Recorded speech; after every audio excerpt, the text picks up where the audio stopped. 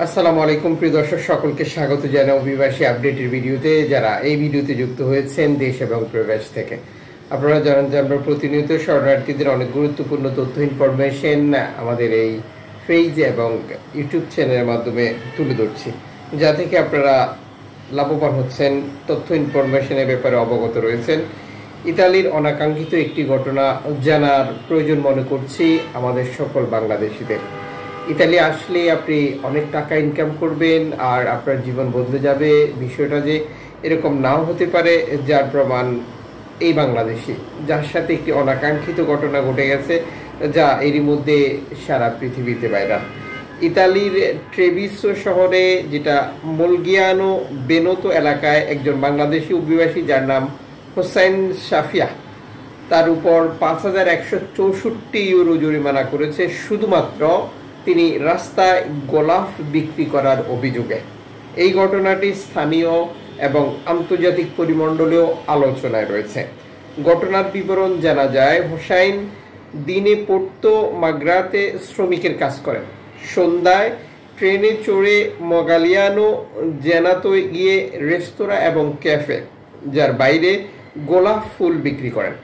স্থানীয় পুলিশ অনুমতিহীন রাস্তায় ফুল বিক্রির অভিযোগে বা হকার হিসেবে, যেটা আবুসিবো কর্মেসিও এর অভিযোগে, তাকে জরিমানা করেছে।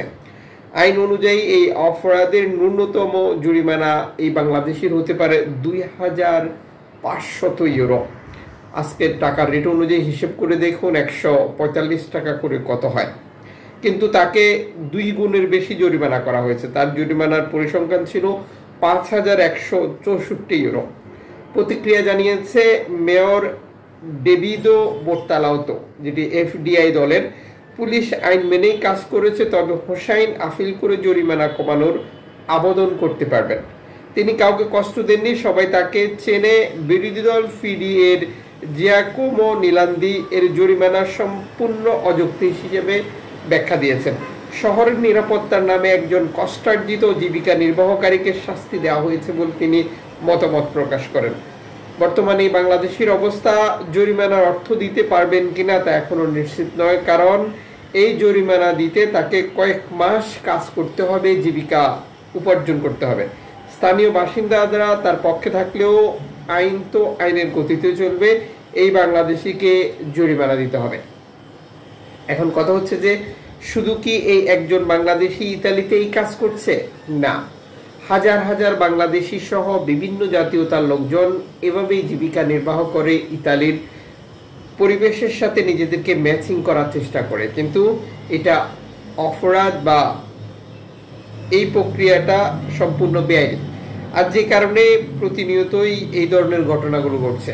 মেয়র এবং নীতি নির্ধারকরা জিরো টলারেন্স নীতি নিয়ে কাজ করছে, যে কারণে এই বাংলাদেশের জরিমানা হয়েছে বলে মনে করেন। আপনি কি মনে করেন? ইতালি মানবাধিকার, ইতালিতে ঘটে যাওয়া বাংলাদেশের সাথে এই ঘটনার ব্যাপারে আপনার মতামত কি? কমেন্টস করুন।